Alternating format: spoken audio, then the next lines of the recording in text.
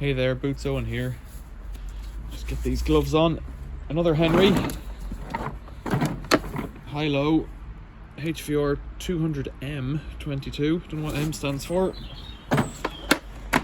No cable. Cable's been clipped, you can see there. Let's just see what's inside it. I found it and I don't know what it's like. It's rare that they would just clip the cables for no reason, I think.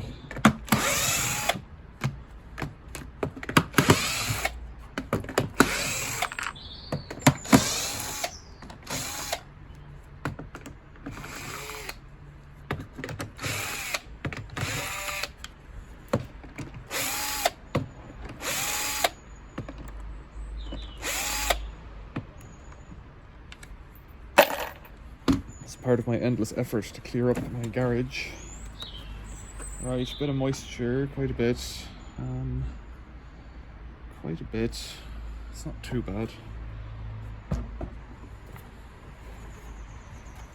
What's happened? There's the cable. Bit of moisture, don't want that going in. Whoa. Need to hang on to that fella.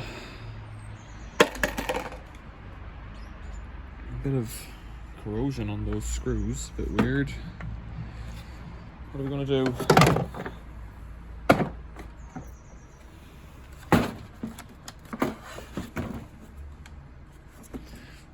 Let's see if I can have a look in here, if I can prise that off.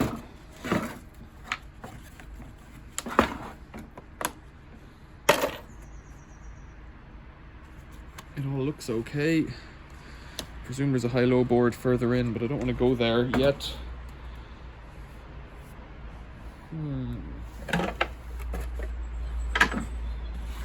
Let's try and strip this cable back. I haven't got much space there, have I? Let's pull it up this way.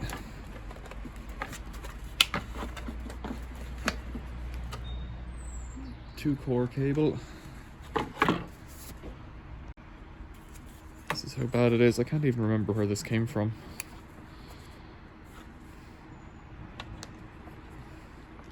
Presume out of a skip somewhere like a few weeks ago. It's just been sat in the garage waiting for an empty Sunday afternoon like today. That whistling noise and compressor is some kind of a body saw for car bodies.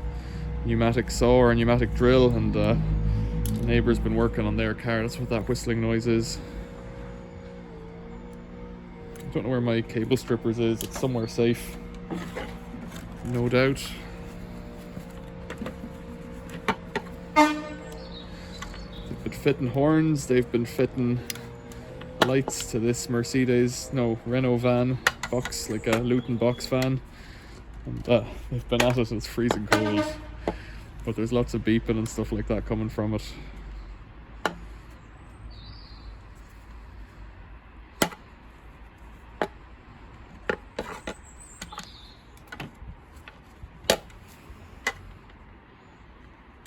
Very little cable here to play with, and a feeling, well, I don't know, I haven't got a feeling. Feeling the cable's cut, I don't know any more than that. Oftentimes with these, the high-low board's gone. If it is, we can just fit a regular switch. I had a connector, there it is.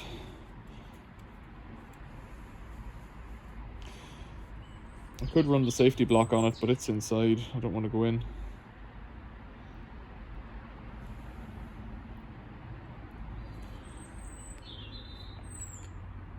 So let's tighten up this block.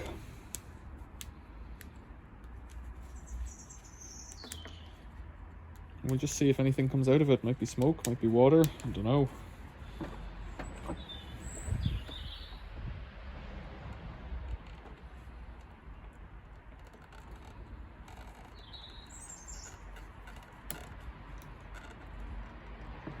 There we go. All connected. Let's turn that off. Could be that switch that's gone. I don't even know if this cord actually works, so that's a silly thing to start with. Let's see. Contact. Note. No, that doesn't tell me much.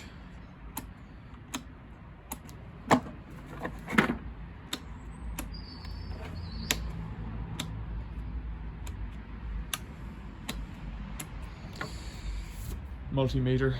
So the multimeter is inside. Let's see what it says. 600 volts AC. I'm not getting anything to that plug, so let's get the safety block on it. It's going to be somewhat tricky with this as it is. If it's going to blow, it'll blow dust all over me, but that's how it goes. Neutral in the safety block. Live in the clamp. Squeeze that down. It's off. Right. Should hold that like that. No, nothing.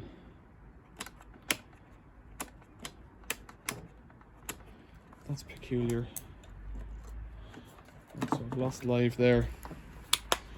The switch actually looks a bit bent, so that's probably the issue. The on-off switch isn't the end of the world, it's a cable that's the harder bit to fix. Let's try that one more time.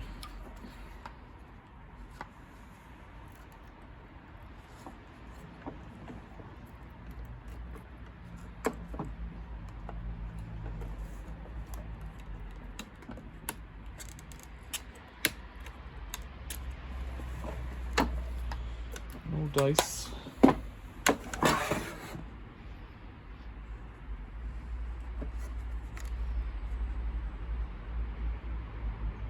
Where are we going? This white and this white, I think, go to the motor. If we could put them on directly.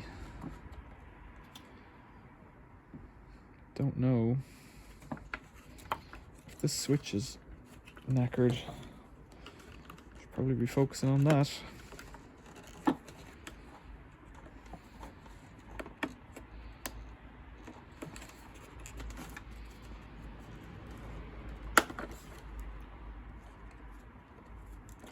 It shouldn't have broken off, but it is what it is. I'll have a look for another switch. This one came off a heater, I think. This one, I don't know where it came from, but this one's got a 2-stage reversing switch. My little bag of Henry tricks. A red indicator and whatnot. So let's say then like this, I guess.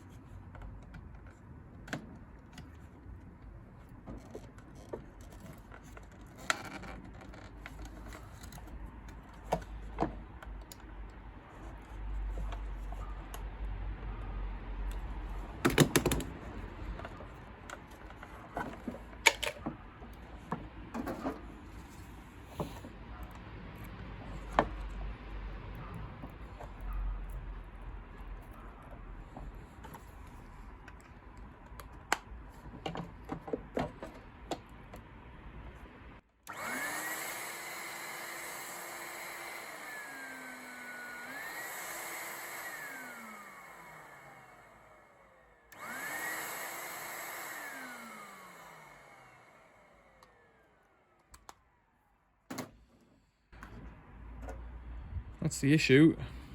Dud switch.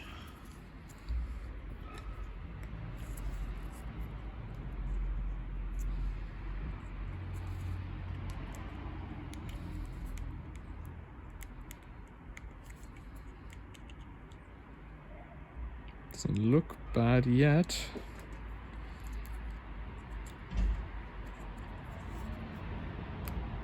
This little deal isn't rocking right, that's what's going on. I wonder, could I fix that? Might be it. Could it be that easy?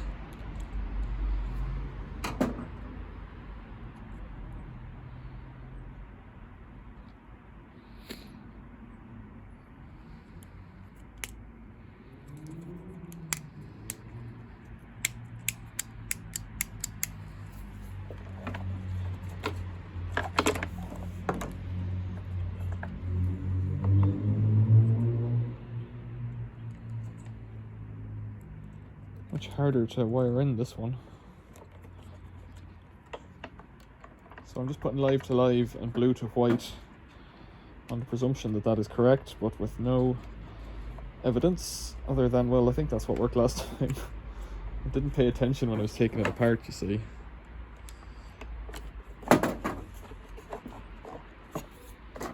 Right, one more go.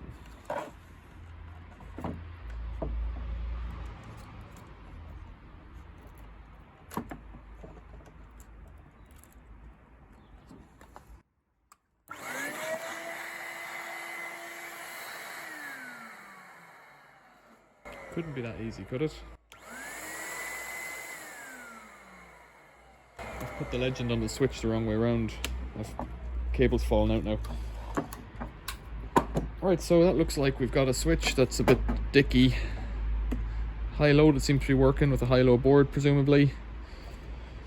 Not much for it, really, other than to take it apart, clean it, put a new cable in it, put it back together. But as far as I'm concerned, that is the fault finding done. Dud switch, and obviously missing cable. So what's going to happen to this little fella?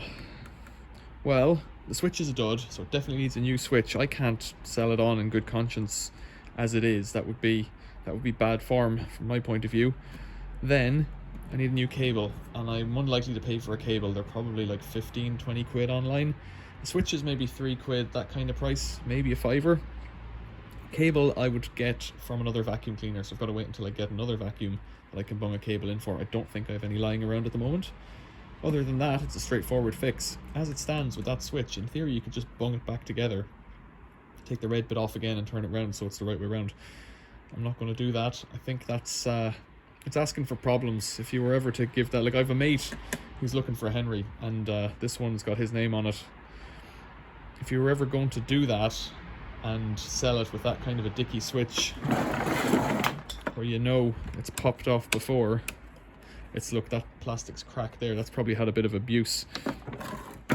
If that's the case, you're just asking for trouble and you're going to lose some friends. Not the way to go. What do you think? Questions or comments, leave them below. Thanks for watching. See you next time.